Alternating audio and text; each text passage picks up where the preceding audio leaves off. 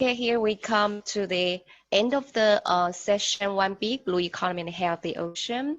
Next, we come to Forum 2B, Energy Efficient and Sustainable Housing, which is led by Habitat for Humanity International. I'm now very pleased to introduce the session moderator, Mr. Naeem, the Director of Global Financial and Capital Markets. From Habitat of Humanity International. The floor is yours. Wonderful. Thank you, Christine. It's an honor to be moderating such an important session today. And I would take this opportunity to welcome all of you to the session. The recent report that was commissioned by Habitat for Humanity International's Terwilliger Center for Innovation and Shelter, titled The Cornerstone of Recovery, How Housing Can Help Emerging Market Economies Rebound from COVID-19, found that housing is a larger than expected contributor to the GDP. When both housing investments and housing services are accounted for, averaging over 13% of the GDP in the sample countries. Even so, housing's GDP contribution may be larger still, as informal housing and housing services are likely undercounted or not counted in the national accounts. Informal housing alone could contribute an additional 1.5% to 2.8% to GDP on average if properly accounted. While housing sector interventions can yield large economic stimulus effects, they are not prominently used by the government. Out of 196 countries with COVID-19 economic responses analyzed by the International Monetary Fund, only 22 explicitly included housing initiatives. Should inclusive housing policies be taken forward, they should also provide a significant social benefit, including improved housing conditions, individual welfare, and community health benefits.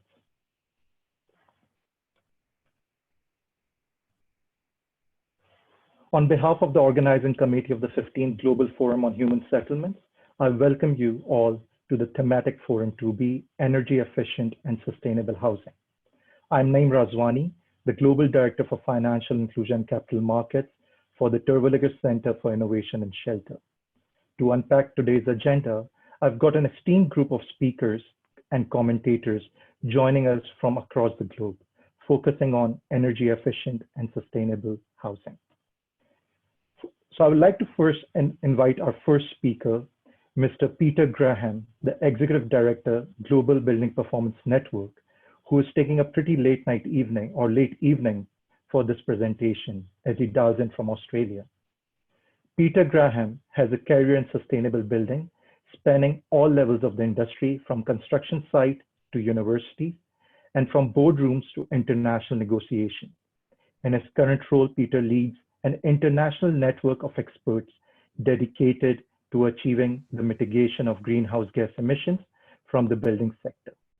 Peter is also Associate Professor of Architectural Technologies at Monash University, Melbourne, Australia, and a technical advisor to the UN Environment Global Alliance on buildings and construction. I'll be handing it over to Peter now, who will be talking on an important topic of buildings decarbonization policies for post-COVID recovery and transformation. On to you, Peter. Thank you so much, Naeem, and thank you very much for the opportunity to present some of the work that we've been doing, looking at the evidence of policy impacts on economic and also environmental conditions. I'm going to share my screen now to share some of the key results with you of this research.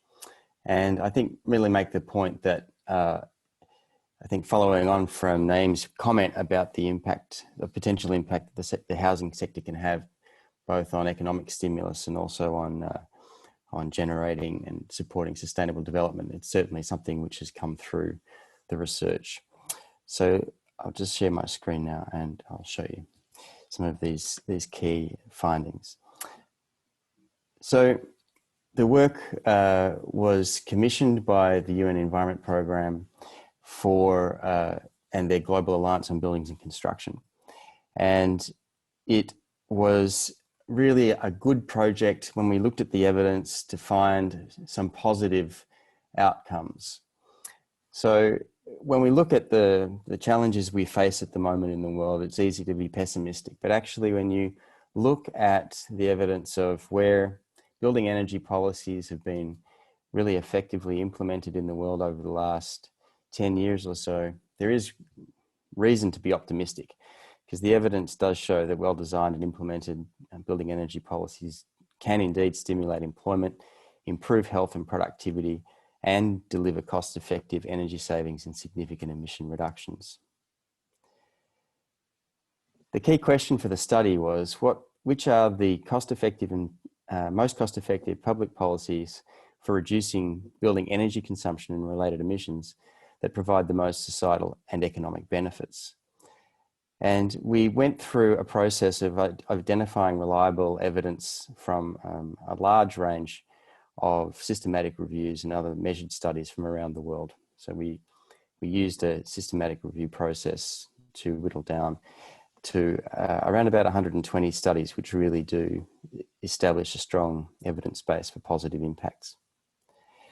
What we found, though, is that most of the evidence is really coming from the OECD countries, and there's a lot more work that needs to be done to develop strong evidence base in emerging economies. So let's take a closer look at some of the key findings, starting with perhaps the more counterintuitive. So I'm just going to refresh my display, because sometimes the computer gets tired. So the first finding is that these building energy policies are most effective when they are tailored to non-energy priorities. Even if we're focusing on achieving energy reductions from buildings, in fact, they're much more effective when they're tailored toward supporting a number of other priorities which come forward in public policy. So, for example, this is variables that we looked at across national adaptation plans. We can see that variables such as health, equity of access to clean energy, economic development, climate resilience, and adaptation planning for thermal comfort often play a larger role in decision-making than energy efficiency and climate considerations. As far as effective policies are concerned, the need to tackle upfront costs by providing finance, subsidies, or support for policy adoption and compliance is really key. As are designing policies to address local conditions, such as local climatic conditions, energy prices, and also socioeconomic and cultural variables. So the building sector is incredibly diverse, and there isn't a one-size-fits-all, really, but one of the common elements is that effective policies do address local concerns.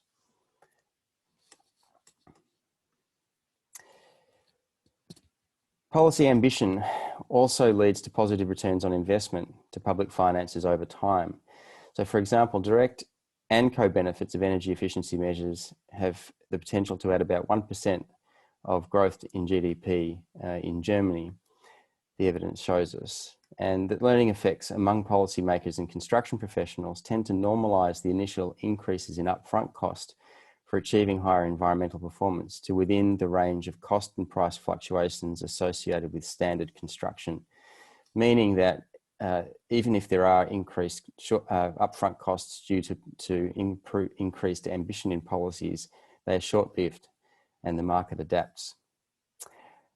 Higher performance leads to lower home operating costs as well.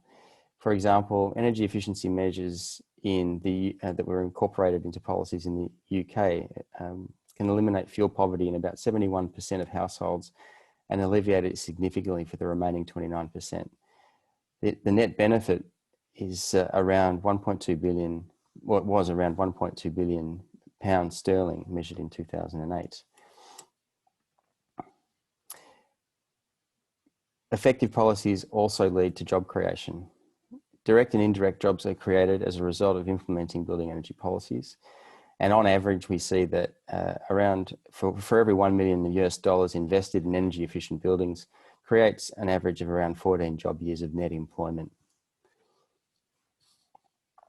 We can see some of the figures here from different markets.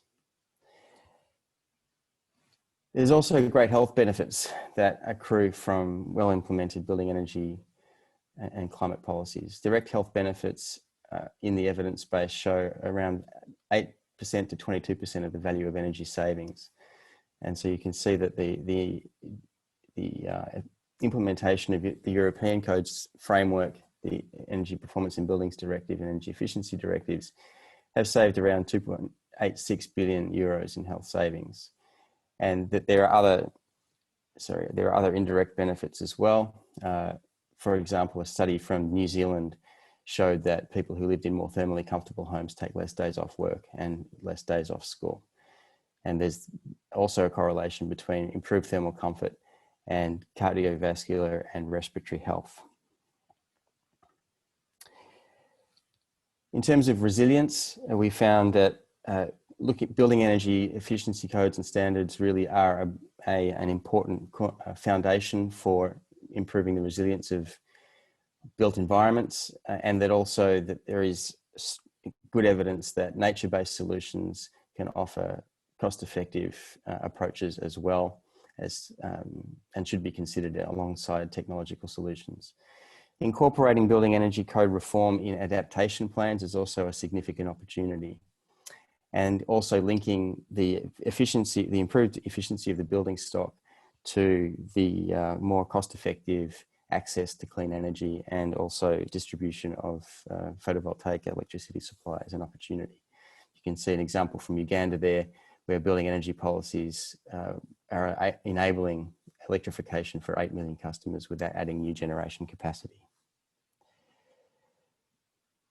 We also see most value created when policy packages are developed. This means that there are packages of mandatory regulation, incentive programs, and voluntary and awareness raising capacity building programs.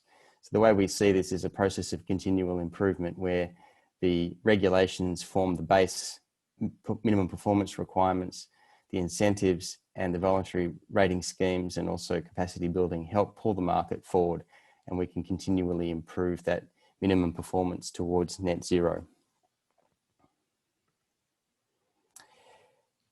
What's really striking from the evidence base is that for economic stimulus, renovation markets have the largest impact on co-benefits, especially job creation and indoor health and well-being. And here are some results from studies in key markets. Setting targets and obligations for renovation in European Union have led to great impact in terms of jobs, as well as savings. In China, just simply applying the energy code to renovation in Beijing saved significant amounts of greenhouse gas emissions. Providing grants to take renovation to deep levels in Germany has also had significant economic benefits. And then a number of other renovation policies which have shown significant benefits as well, including mandating rating and disclosure of energy performance for commercial buildings in Australia and providing cap and trade programs in Tokyo.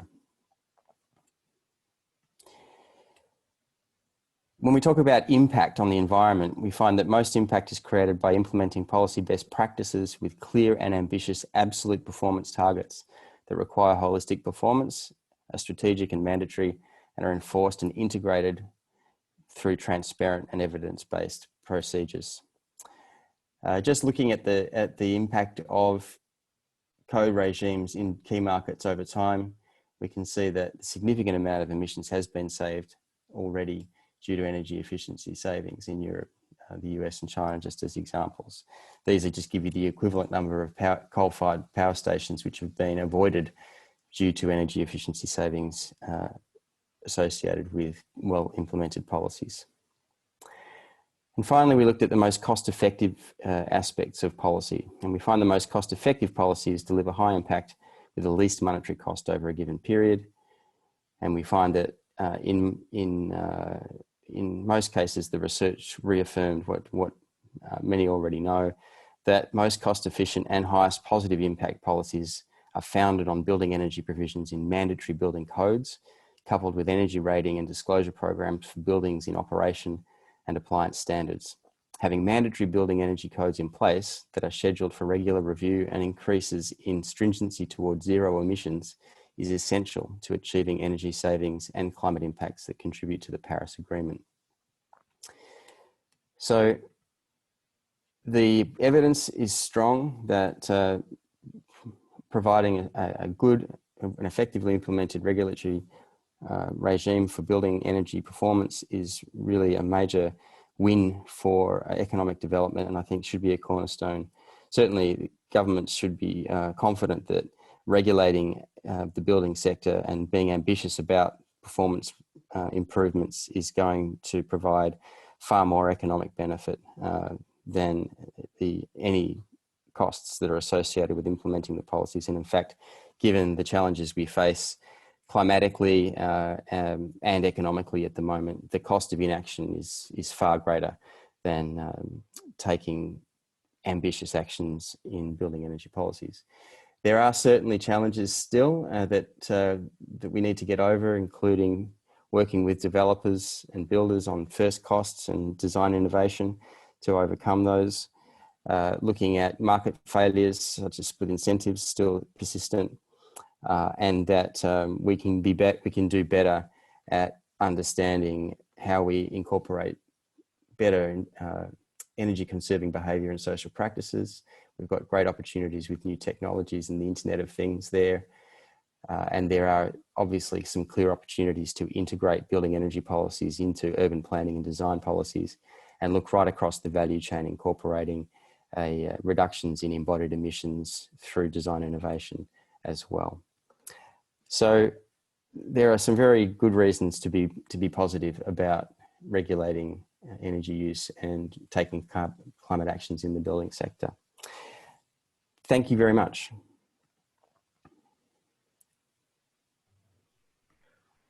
Wonderful. Thank you, Peter, for such an interesting presentation, and really excited to see the concluding statement. Never let a good crisis go, and make that into an opportunity. Any market to adopt a climate or an energy efficient solution is driven by how the policymakers and others within the value chain are able to find the right level of incentives for them to adopt that change. As our next speaker, I would like to now introduce and invite Millie Majumdar, the Managing Director of the Green Business Certification Institute, India, and the Senior Vice President, the US Green Building Council.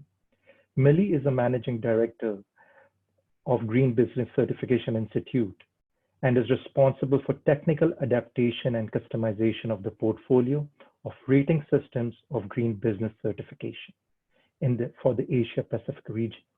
She's the program lead for several programs, including LEED for cities and communities, LEED residential, peer, and is working on global projects to ensure incorporation of sustainability principles at building, city, and community level. Millie would be speaking on resilient and sustainable planning, strategies, and key concepts in urban planning and building. On to you, Millie. Thank you. Can you hear me? Yes, we can hear you well. And you can see my screen as well? Yes. So thank you for the introduction and thank you for this opportunity. And thanks, Peter, for setting the stage for the conversation today. It is so to have the right kind of policy framework to enable sustainable housing, energy efficient housing. And today, and as introduced by Naeem, our organization is in the field of certification and introducing key concepts of sustainability in housing, cities, and communities. So I'll talk through, and particularly given the times that we are currently going through and similar times that the world faces from time to time, how do we prepare ourselves better for resilient and sustainable future, and how some of the key strategies can help us to navigate such situations in a better way in future. So As we all know that, and particularly in Asia's context, that natural disaster and climate change, it continues to result in more severe weather episodes, and the economic and environmental damages it creates is much higher. Loss of lives remain very critical to all the disasters we have over the years that we have seen, and number of deaths highest being due to droughts followed by floods. We face severe resource crunch in livelihoods and in life of people, and the role of efficiency in housing in cities, communities, neighborhoods is now felt more than ever. All these impacts, all these events have had serious impact on our lives and livelihoods and manifest itself in various forms. For example, extreme rainfall causes flooding, increased temperature leads to heat waves and droughts. This in turn calls for sustainable and resilient infrastructure and planning, which is a very key concept to all the housing communities that currently we live in or we are planning for the future. And it is important for us now to relook at how our cities, communities, and housing are designed and operated, and how we can be better prepared to adapt to changing climates and extreme events. For example, in a city which is under the threat of flooding due to excessive rainfall should adopt certain measures to avoid such situation.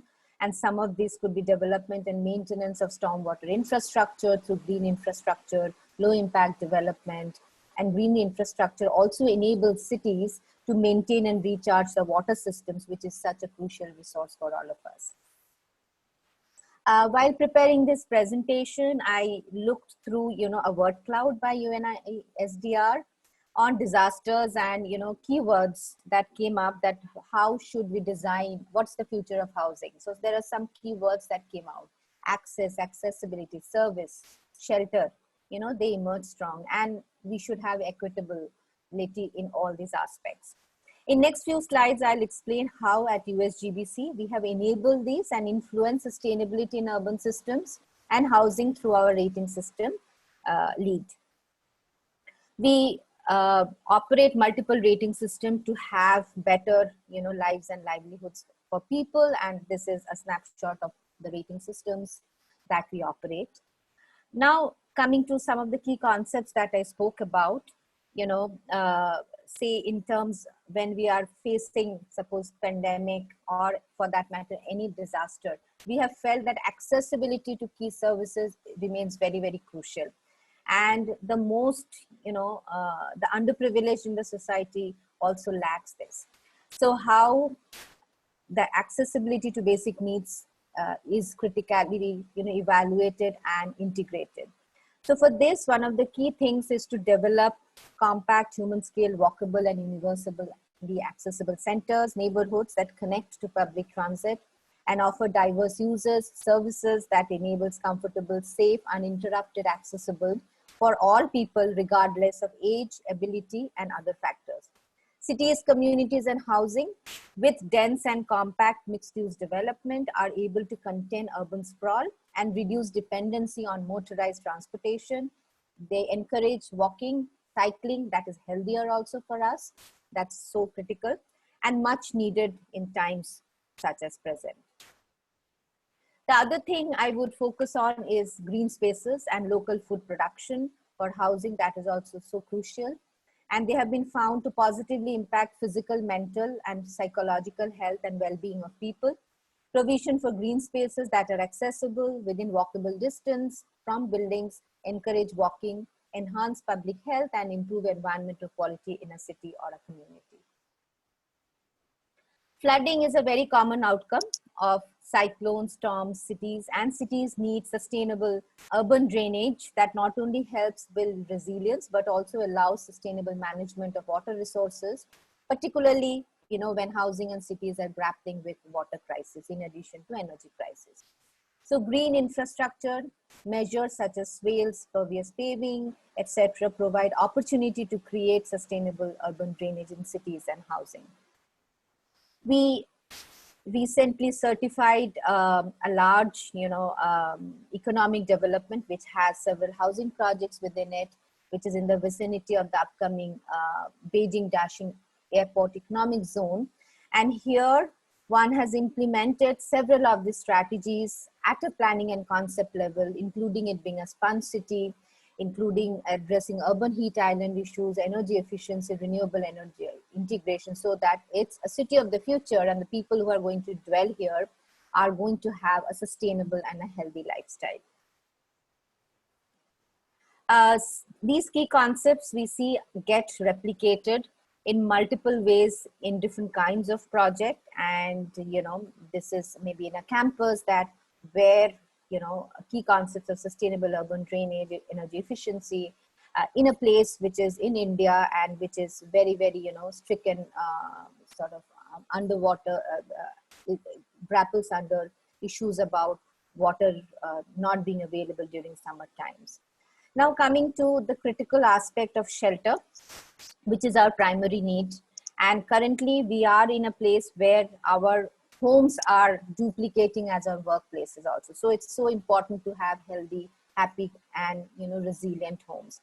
Now, when we talk about homes and housing, they have different meaning for different people. For some, they have to live in houses where they are stricken by disasters day in and day out. So for such places, for example, the coastal areas where climate vulnerabilities are so very critical, climate resilient design features should be an integral part of the entire planning process.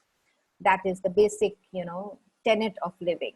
And there are different design features that can be enabled to ensure that these houses are not wiped away when a cyclone strikes or in terms of extreme disaster. Home is where we belong, and it has to be safe, sustainable, climate and healthy for all of us. So, and we can deploy different climate responsive architectural techniques to reduce energy consumption in housing and in homes, and these vary across the globe. And these are some examples from India where passive architectural techniques have been used and deployed in homes to reduce energy consumption. Within USGBC, we have now introduced a new rating system for residential, which is called Residential LEED for Residential. And through this rating system, we are deploying strategies to create a higher quality of living environment. These houses, which are built to LEED residential standard, are built to be healthy, provide clean air, incorporate safe building materials, ensure a comfortable home, use less energy and water, and lowers utility bills. And they sell quicker and for more money. I'll conclude with a few case studies, globally that we have been able to deploy using our residential rating framework, and they have been largely awarded projects. So this is an outstanding multi-family project in Ankara, Turkey, that has reduced the adverse effects of environment and empowered human health and equality as well as affordability, which is very critical. So in addition to deploying, strategies for energy efficiency, what we find is that it has deployed outstanding waste recycling, and we know how critical it is to have, circular economy as a concept, key concept embedded within housing. And all these houses provide measures for protecting occupant health, eliminating organic, inorganic, toxic contaminants, so on and so forth. The next project is an outstanding affordable housing project in Santa Monica, California. So here, the key concept here is that it is located in an active urban center close to a transit facility. And it also leverages the real earth below the courtyard to plant large shade trees, reduce energy consumption, and it helps also to connect with the exterior and make the dwelling very inclusive within the urban setting where it is located. The last project which I'm going to talk about is an outstanding single family home project that is a rehabilitation of a historic 1897 farmhouse by reusing most of the existing structure, So right now we are looking at reducing waste also as a critical component of efficient housing. And here, over 94% of all the demolition and construction waste material was diverted from landfill, including interior fixtures, appliances, building materials, and everything.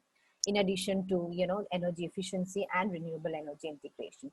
So I would like to conclude by saying that housing and shelter is critical to all of us, and equitability, sustainability, resilience, energy efficiency is critical to housing. And it is the basic norm that we should follow in all our future practices and current practices. Thank you very much. Thank you so much, Melly. And thank you for showing us that image from the UN ISDR.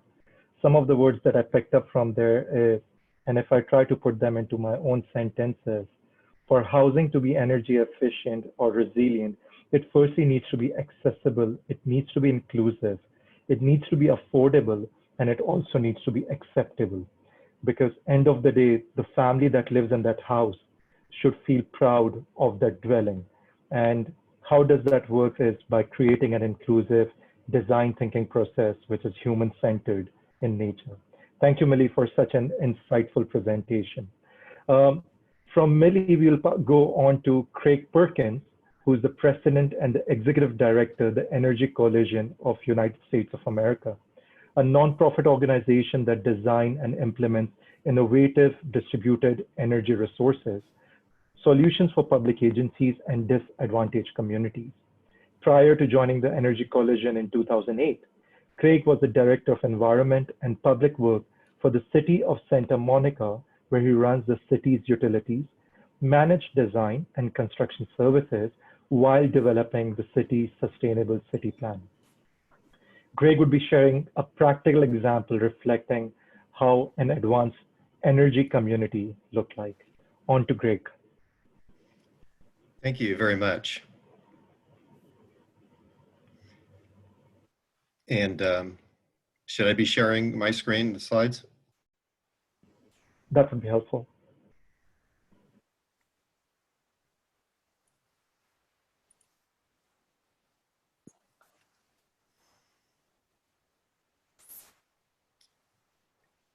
Okay, it should be.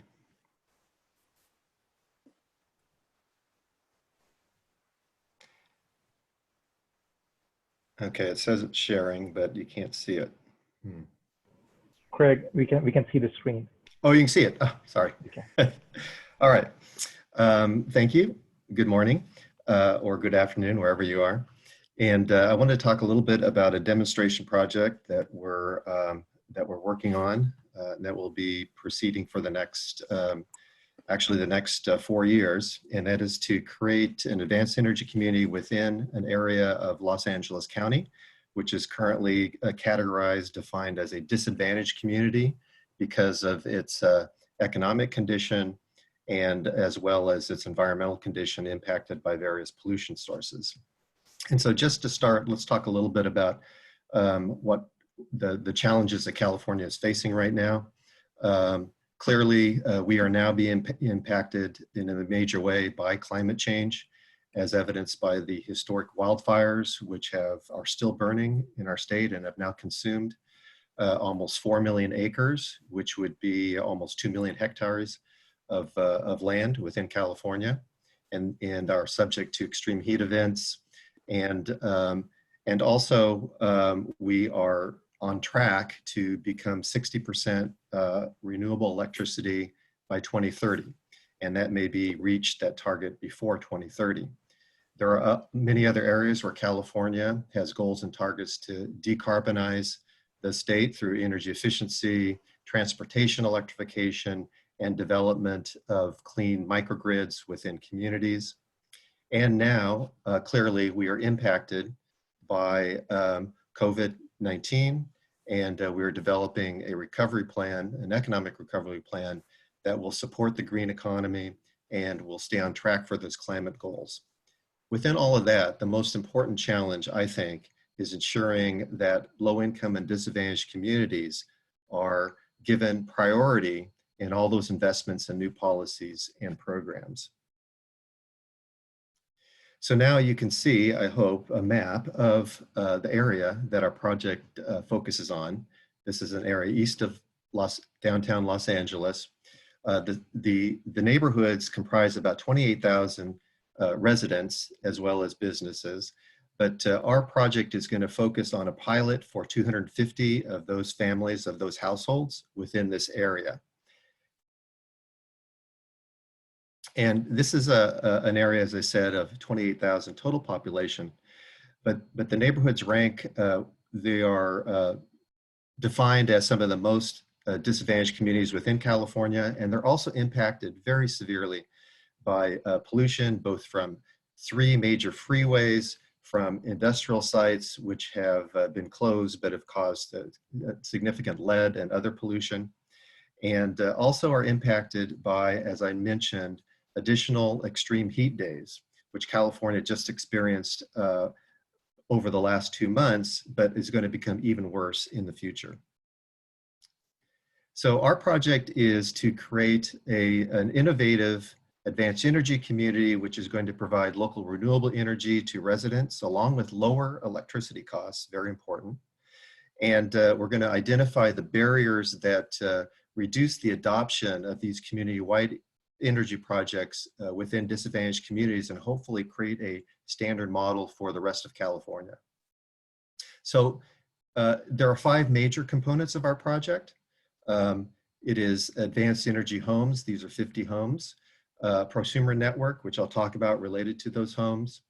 A microgrid resiliency hub, which will allow a refuge during emergencies and extreme heat days and power outages. Community solar and storage, which will be shared by 235 of the residents to give them 100% clean local renewable electricity. And development of electric vehicle charging infrastructure, as well as the creation of electrified zero-emission microtransit services for the neighborhood. First of all, the community solar and storage will be located at a community church facility, which we are partnering with, where we would develop solar on their parking lots, on some open space at the property, and also install the 1.2 megawatts of solar will be paired with 3,000 kilowatt hours of battery storage. And all of the 235 estimated households that will receive this electricity will also receive a 20% rate discount for that 100% local renewable electricity. And this is going to be in partnership with a publicly owned and operated electricity provider for the area. And the next component is 50 advanced energy homes, and these homes will all receive rooftop solar installations. They will receive a battery storage system, and this is all free of charge. And they will also receive energy management system assistance, which we are terming our prosumer network. And in addition, 20 of those homes are going to have their gas, their fossil gas water heater replaced with an electric heat pump water heater, which will not only be 100% clean, powered by the renewable electricity, but will also allow them to exercise demand management to reduce their peak electricity demand, which is a very important issue in California. The prosumer network pilot that these 50 households will participate in will involve will demonstrate how blockchain technology can create a transactive platform, which allows certification, validation, and potentially the transfer of the carbon credits that they're producing. And this is all going to be simulated because our current market structure does not allow peer-to-market or peer-to-peer electricity trading, but we were going to simulate how in the future this could work to empower and economically benefit these participating households in that future digital marketplace. The microgrid resiliency hub, which will be comprised of about a 250 kilowatt rooftop system and 500 kilowatt hours of battery storage, will be installed at that community church center, which is already designated as an emergency Red Cross facility. And that will be available to the community, both for, and will be islandable from the grid during those emergencies, self-sufficient for emergencies, whatever they may be in the future.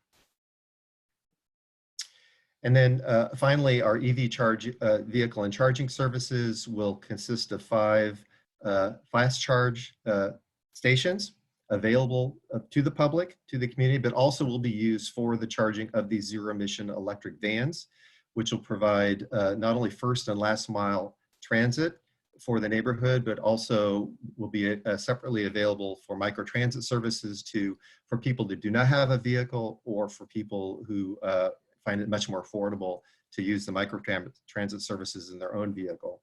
And we'll also at the same time be providing real-time air quality testing to be able to specifically measure the positive impacts in greenhouse gas reductions and pollution reduction from this zero emission transit versus what the other fossil fuel options would have been used.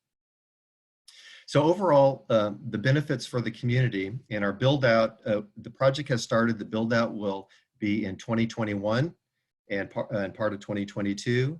And then we'll be measuring the outputs and the benefits at least 1 to 2 years after that, to make sure that we have documented all the data necessary to prove the value.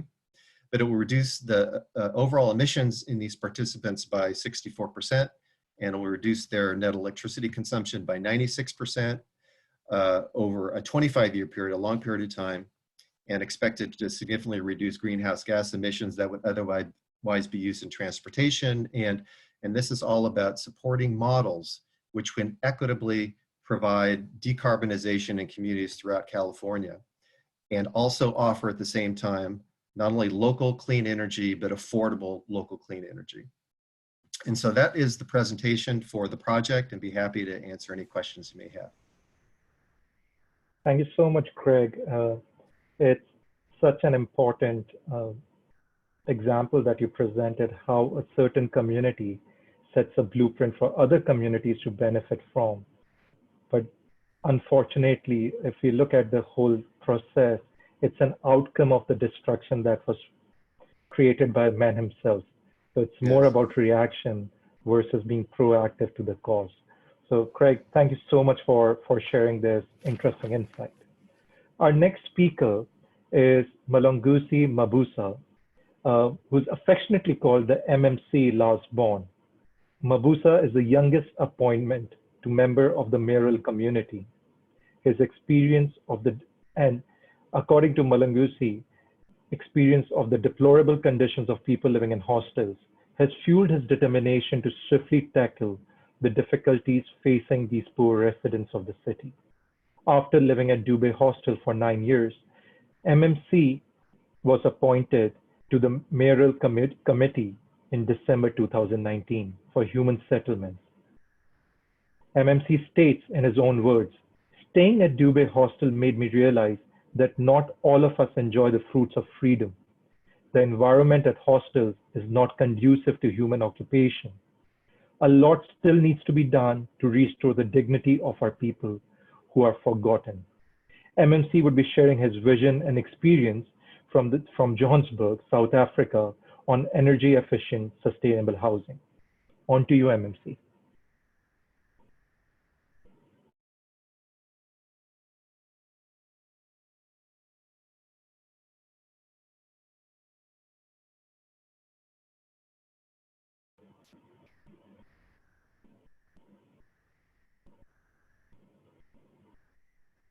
MMC, are you there?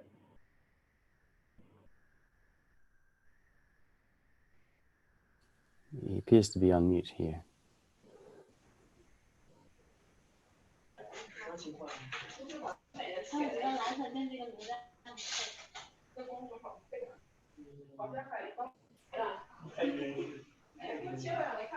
Yes, we can see the slides.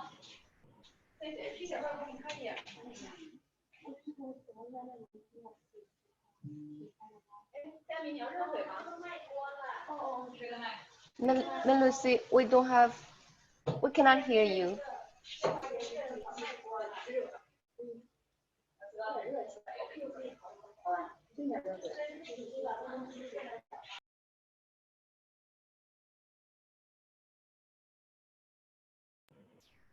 MMC, we can't hear you. You might be on mute.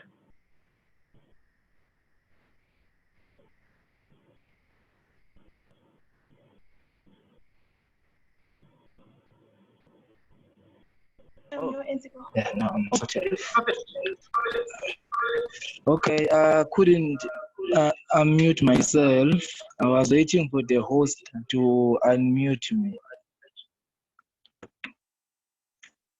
And good afternoon. I don't know whether it's afternoon or it's still in the morning on your side. Because the last time I engaged with you, I was eating my breakfast and you were eating your dinner. But without wasting any further time, I think I will just get on to the presentation. But what I will do, I will focus on the slides with the correct information. I think that will be able to.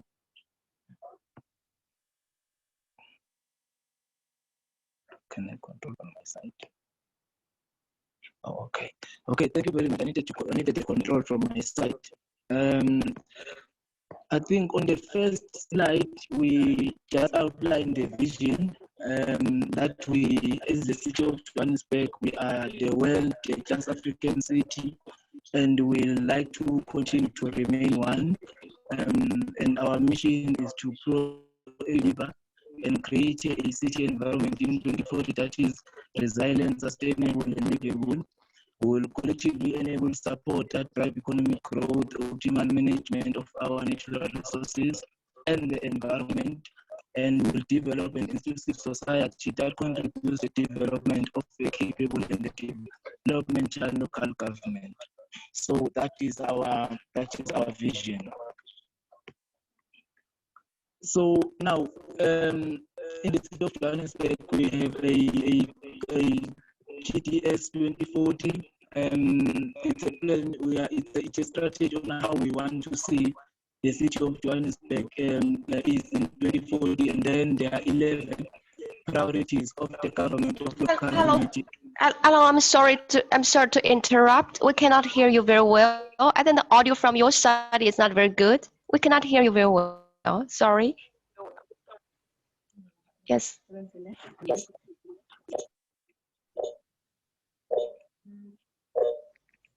Okay, let me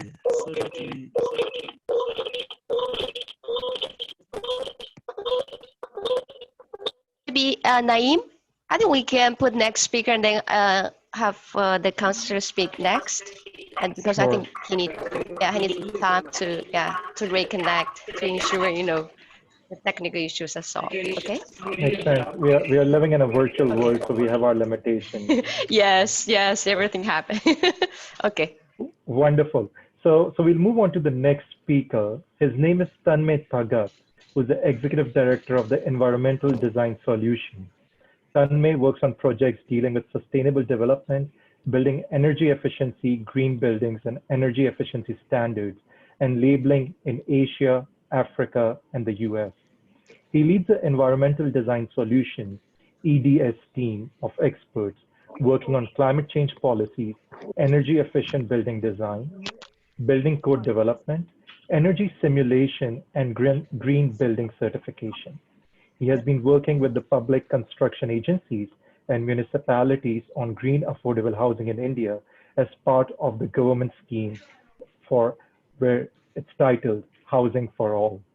His current work is focused on fostering an integrated vision. So we will hand it over to Tanmay to present. Thank you. Pleasure to be here as we've been going through this wonderful session. I will now share my screen. It's easier, yeah.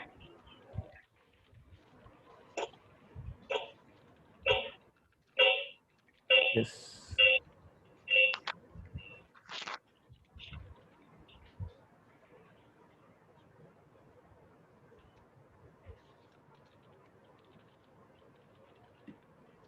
Okay. I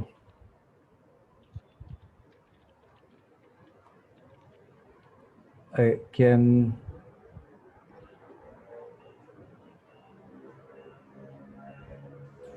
We can see your screen, Tanmay. Wonderful, thank you. So I think we've got a lot of experience in looking at housing and how to make it energy efficient and sustainable. What I'm going to present today is the issue of scale and how do you do it for a large population that is now looking at new housing. And in our part of the world, there's been a lot of work going on in looking at affordable housing and how to make it sustainable. So I'm going to just present experience from a few projects that address this issue of scale. So just to give you perspective, housing demand growth in India is unimaginable.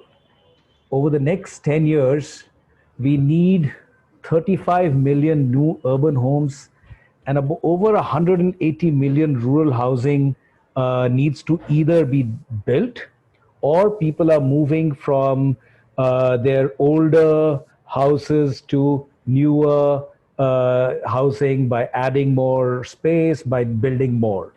That's the scale of issues that we are facing just in India. So if you look at the environmental impact of this housing, we are looking at impact on construction materials, on energy, on emissions, and of course on other resources like building material and water. And these numbers are staggering. You know, even if we assume that they are going to be energy efficient, we are still looking at millions of tons of carbon dioxide emissions and other environmental issues that come out of this. So there is a need to look at this at scale. Another very important part of looking at housing is the effect of materials. So when we look at energy efficiency, we are looking at the operational energy efficiency. But as we know that a large part of our construction and industrial emissions are also because of cement, steel, and other construction material, we need to really look at especially buildings and housing from this holistic perspective of looking at the environmental impact of both the material, the embodied energy, and the operational energy. So how do you look at energy efficiency at scale, right? So we have, I'm just focusing on, say, affordable housing. There are two kinds, there are two classes, I would say, which we are looking at. One is affordable and low cost housing. These are people who are building their houses or who are just moving into formal housing. And this is the sector that has the highest demand. The energy use is already very low. People reconcile with lower comfort levels, and their energy use is very limited at this point of time. Not to say that the affordability is increasing and air conditioning is increasing, so this will go up in the future. But as of now, energy efficiency gives the direct benefit of comfort of a better housing. You know, it's not directly translating into savings of dollars every month that can go towards mortgage and things like that. So there is no repayment that comes from these savings, but you just get better housing. And in the future, yes, it will translate into direct energy savings. And then you have middle and higher income families where, of course, there is demand, which is increasing. There is a direct monetary benefit of energy efficiency and can actually pay through savings. So for this first sector, our future energy demand will be driven by this particular segment. And here we really need to look at how do you enshrine this energy efficiency now, because retrofitting the stock later is going to be extremely difficult. For the other section, which can actually afford it right now, you know, they don't do it because they don't have enough information, they don't have enough financial incentives. So there has to be a supply chain of both information, materials, and maybe incentives to drive that segment. So that's the broad thinking that we have. So it really needs, you know, one of the ways that it works, for example, is, say, labeling or other such information. So a few years ago, we did a survey in the country of looking at what is it that people are looking for. So 90% of the people, and this was did a survey in 4 cities, are interested in purchasing houses that are energy efficient and environment without really knowing what it means. They just like that, you know, you look at housing that is energy efficient and can have some savings. 80% said they would buy it even at a higher cost. Now, this was a detailed survey. It came back with a number saying that most people were comfortable with up to 7 to 8% additional cost. But this is where, you know, the middle and higher income segment, there is an appetite. But they also said that, they don't trust a developer for saying that my housing is energy efficient. They're looking for some kind of an endorsement, a third-party endorsement. And again, in India, majority said that they would trust a government-based system, some labeling, some endorsement to say that this is energy efficient, and then they're ready to pay for it, or at least pay some incremental value for it. So that came out as a background for one of the projects we did with the National Housing Bank in India. They got a 50 million euro line of credit for refinance for energy efficient homes from KfW. And under this, we did a labeling and certification of over 20,000 energy efficient homes through improvement in design and appliances. And this entire amount was disbursed in no time. And in fact, there's an additional line of credits of several $100 million that are now running. And this paved the way for looking at finance as a driver for the middle and upper middle income housing. Another program we did was to look at how do you engage consumers who don't have enough information. So a very interesting web portal. Again, this was part of the Bureau of Energy Efficiency, supported by the GIZ, where a portal where a consumer could go in and look at energy efficiency measures for their homes by dragging and dropping different measures and seeing what the impact of these measures is. Very popular again. A third program we're looking at is called Maitri, which is Market Integration and Transformation for Energy Efficiency, which focuses on scale up for energy efficiency, cooling, and consumer engagement. One of the things we did under this was to look at a municipal authority, a city authority, adopting a green vision for all their projects. And we started off with the housing, a scheme under Housing for All, which is there in India, the Prime Minister's scheme for housing, which has two components, urban and rural. We first looked at urban housing. So as a first step, the city authority adopted a vision of green, which included energy efficiency, resource efficiency, and well-being, of course, being cost effective at the same time, being a government agency. As a part of this, we had done a pilot. Over 12,000 homes are under construction. About 4,000 odd have already been built. These houses now have been designed to be energy efficient. They're not just energy efficient, they're more comfortable. Analysis done and subsequent measurements show that even on the hottest days, the temperature inside these houses is several degrees lower.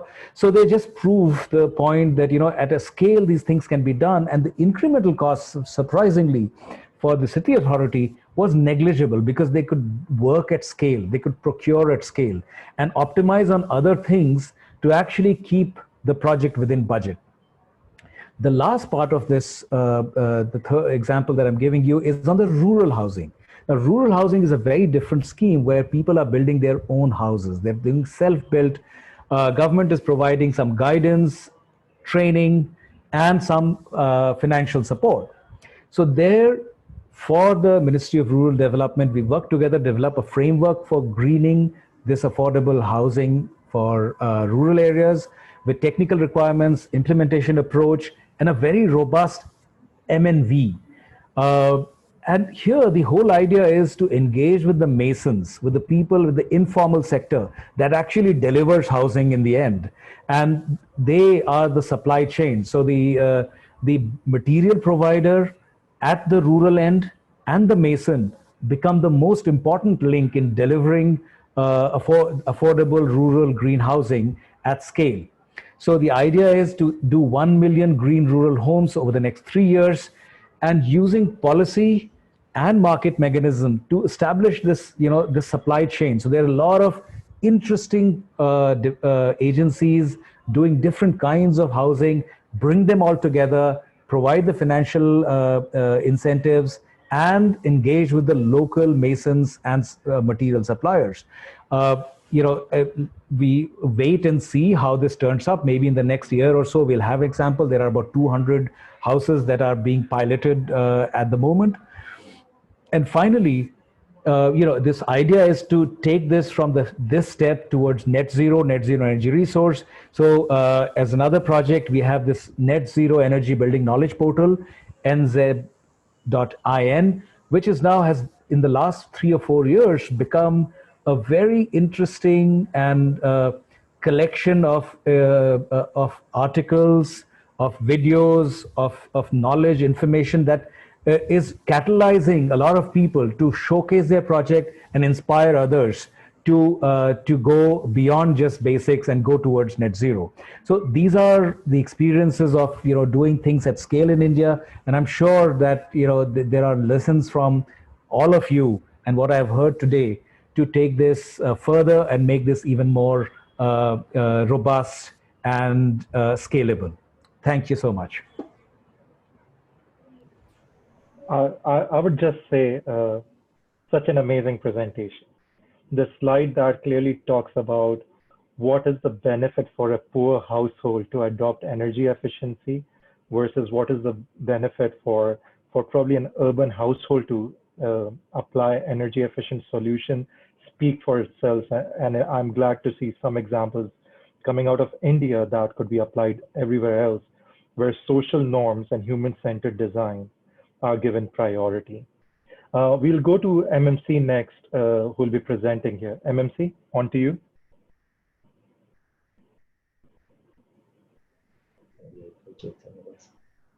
Okay, no, thank you very much. I hope I'm audible now. Yes, you are audible. Okay. No, thank you very much. I think I will start from the beginning for the benefit of colleagues that were not able to catch me. Greetings again, once again. And the first slide talks to our vision and our mission. But I think one must indicate that our vision as the city of Johannesburg is to remain the world-class African city. The following slide speaks to the alignment of our vision, our mission, and our response to 11 priorities of the government of local unity that governs the city of Johannesburg, and also response to the call that we need to respond to as the Department of Housing on GDS 2040 outcome. So the next slide speaks to the population in Johannesburg and the projection on household and the projections on populations. The following slide speaks on the focal accelerated areas. As you can see there on chapter 2.2, where we speak of optimizing energy efficiency in our buildings. And then the next slide speaks to the SA Buildings Program. It also indicates our strategic objective, where it says to accelerate the development and the implementation of transformational energy efficiency policy and programs for the new buildings in South Africa cities by 2020, where we have also mentioned the metros that are also part of the program, your City of Tshwane, Durban Metro, and City of Cape Town, as well as the City of Johannesburg. This is our focus areas as well, but I think I will just quickly go to the slide that speaks to what we should do in response. One, we are saying is to make a new building efficient from the start. Secondly, is retrofit the existing buildings for efficiency. And then the third one is cleaning up the energy used by building to install the solar panels. The actions that are required to achieve, one where we speak of the efficiency goals and the improvement targets, where we also speak of building efficiency codes and standards, where we speak of stakeholder engagement and advocacy, because we believe that whatever that we do, we need to engage with our stakeholders, and we also need to get a buy-in from them, and they must also take the ownership of this project, where we also speak of the government leadership by example. So we must be the first one to implement these programs. We can't expect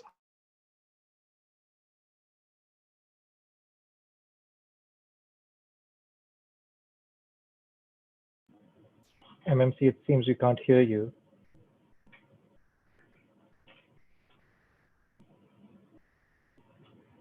Probably we are having some connection issues at MMC's front.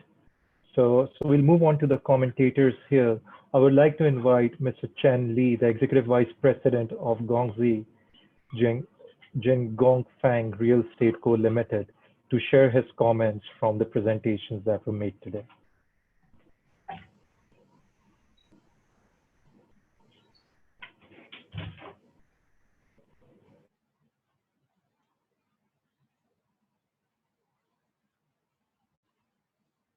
女士们、先生们，大家好，我是广西匠工坊置业有限责任公司常务副总陈丽。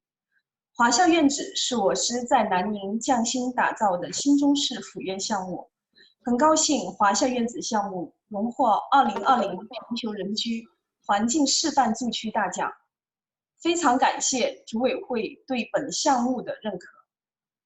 在此，我也想感谢参与华夏院子建设的合作单位和匠工坊的员工们，因为你们，所以才有了这项荣誉，谢谢你们的努力。华夏院子项目从区域选址、规划设计、文化传承、建筑、生态营造、节能设施等方面，都为社区的可持续绿色发展提供了有力的保障。在可再生能源技术的运用上，响应中国提出的环境友好型、资源节约型的经济发展要求，在小区设计了太阳能路灯，为小区夜间提供绿色节能的照明；在小区内还设计了太阳能热水系统，进行可再生能源建筑规模化应用；在院落住区建筑外立面，还采用了绿色生态陶板，绿色环保、无辐射、抗震性能强，拥有良好的透气、降噪和保温性能。类似这些节能环保的运用，也符合中国节能减排、发展低碳经济的基本国策。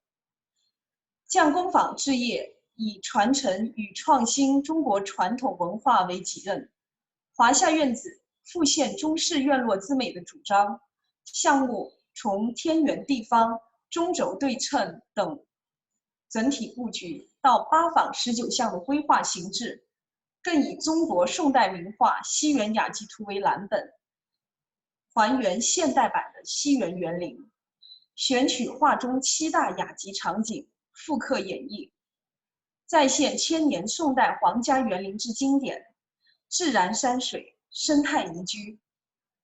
华夏院址是中国传统建筑文化与现代时尚生活完美结合的经典再现，只有经典才能承载传承。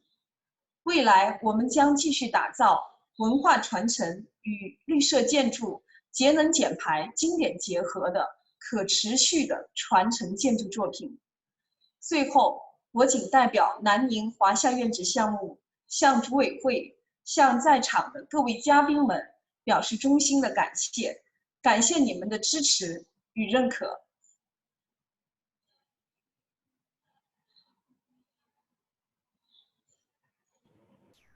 Wonderful. Thank you, Chen Li. I'll now like to invite Mr. David Liu, the chairman of Sichuan David Architectural Design Co. Limited, to share his comments. Hello, can you hear me?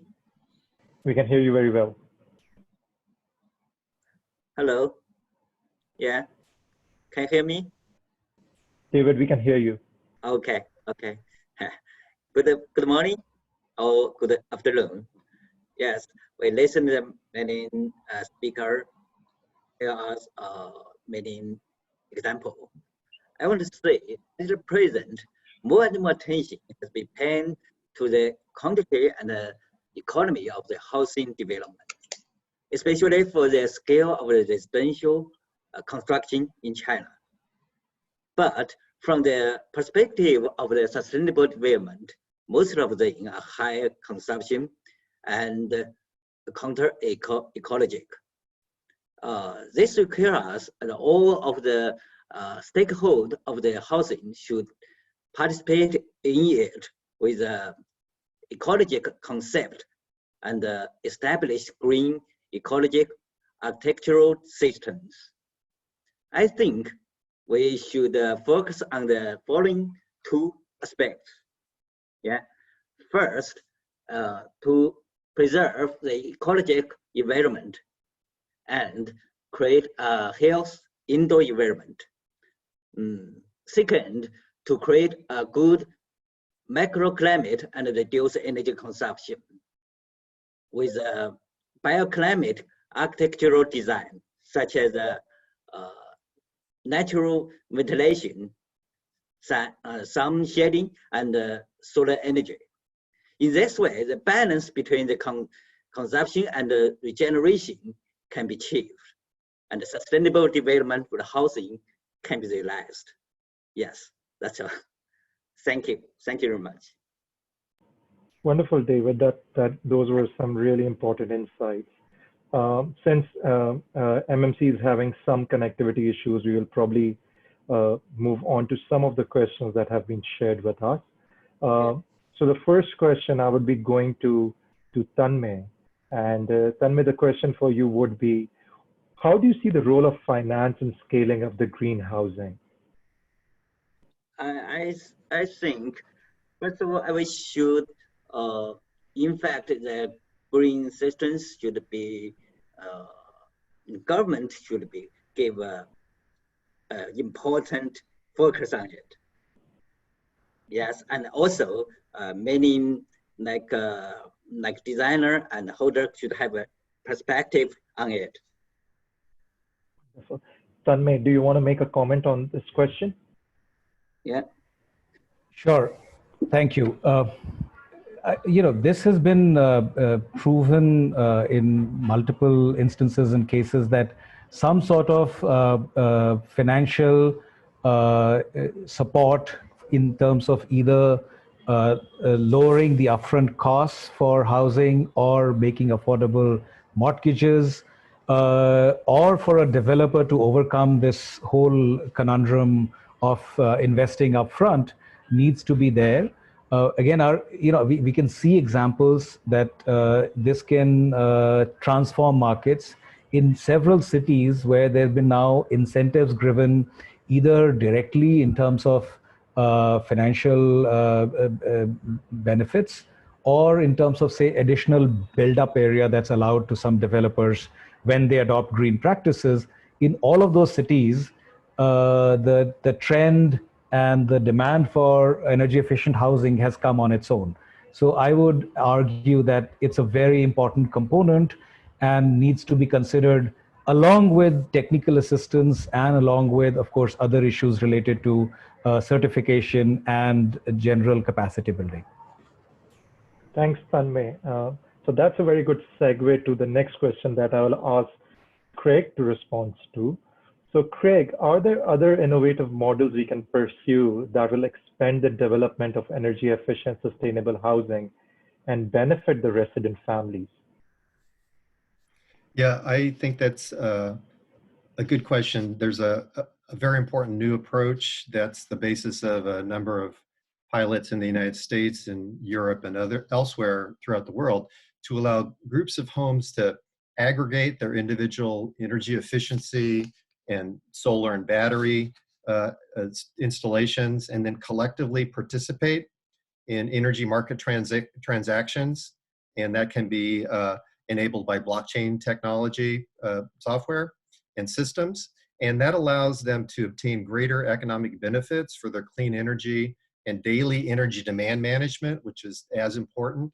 And these cooperative neighborhood systems, they become virtual power plants. And we believe they hold tremendous promise to both reduce stress on the central electrical grid, but also increase the the energy equity and affordability for those participating families, really empower them to be able to control their costs and their energy destiny. Thanks, Craig. Peter, the following question goes to you, and it's climate. And if we don't talk about the Paris and the SDG goals, I think the discussions would remain incomplete. So are the policies that we see out there, are they effective enough? And are they producing results quickly enough to meet the commitments that were set out by the Paris and the SDG goals? Thanks, Naeem. That's a good question. Unfortunately, the answer is no. What we're seeing is increased progress in the development and deployment of building energy efficiency policies around the world, but the energy efficiency gains aren't keeping up with the growth in floor area and growth in energy demand from that new floor area. So I think what we are encouraging, what we encouraged through the policy best practices that we have, is that we can actually reset the goalposts for policy, so that we're looking at these net zero energy goals.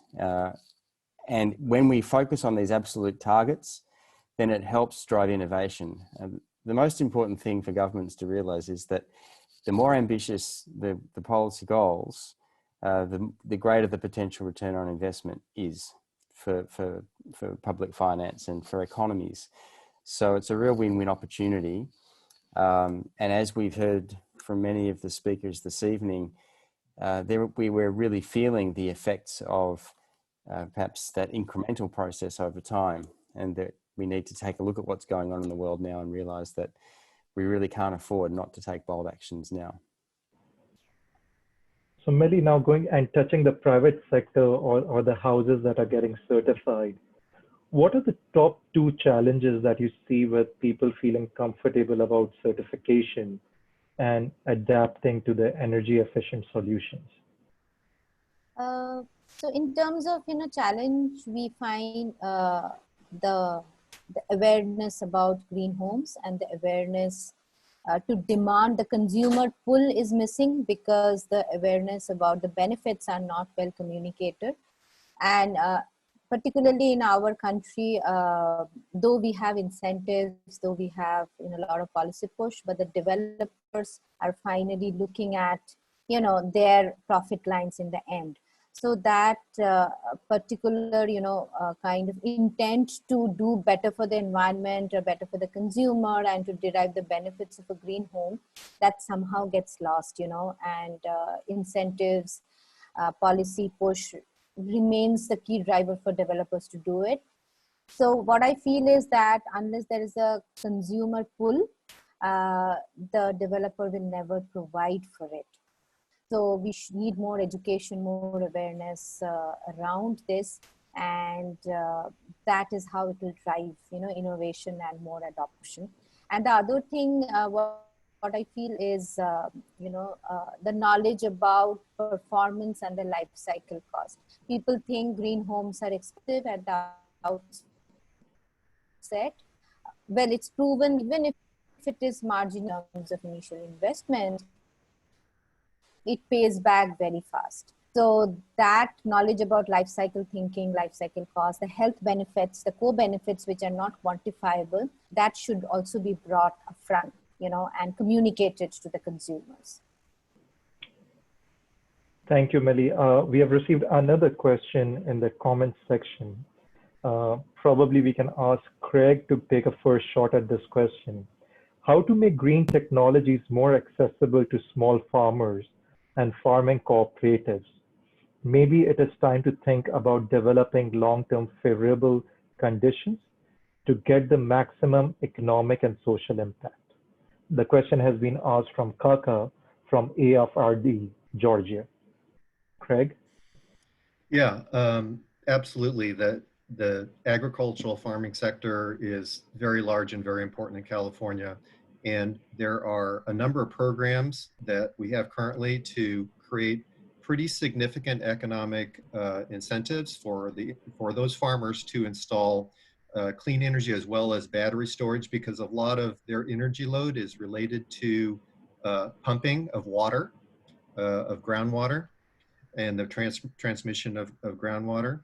And so right now, there are a number of smaller farmers that are taking advantage of that.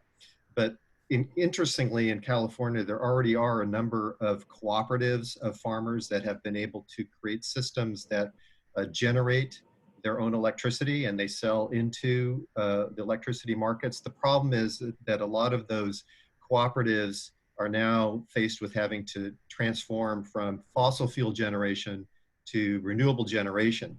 And so I think it's all about creating the market environment and the correct subsidies to allow people to make the right decision environmentally and economically, which benefits the entire community, the entire region. So that's really the challenge. Wonderful. Thank you so much. I'll just make the concluding comments as we are towards the end part of our scheduled time. Based on the comments from our esteemed speakers and the Cornerstones report that I initially presented for the research conducted by the Terwilliger Center, it is of utmost importance that the international organizations, national and local governments, the private sector and not-for-profit should focus on energy efficient and sustainable housing. This can be done so by starting with an inclusive housing concept. That means making housing a primary stimulus intervention for economic recovery from the COVID-19 pandemic due to its outsized effects on economies and the attendant health and social benefits. Make housing visible, address the large, startling data gaps related to housing, which have made it hard to understand the size and importance of the sector, particularly the informal sector. Design policies right. Policies must ensure maximum economic recovery and equitable distribution of benefits. Make markets inclusive. Use the COVID-19 response era to build more inclusive housing markets and address various income levels, rental, home ownership, and formal, informal shelter. We can all do too much together if we believe and we come up with solutions with the sole concept that one size may not fit all in this particular situation. We thank you all once again for joining us as we forge partnerships to create a world where everyone has a decent place to live in. Thank you so much.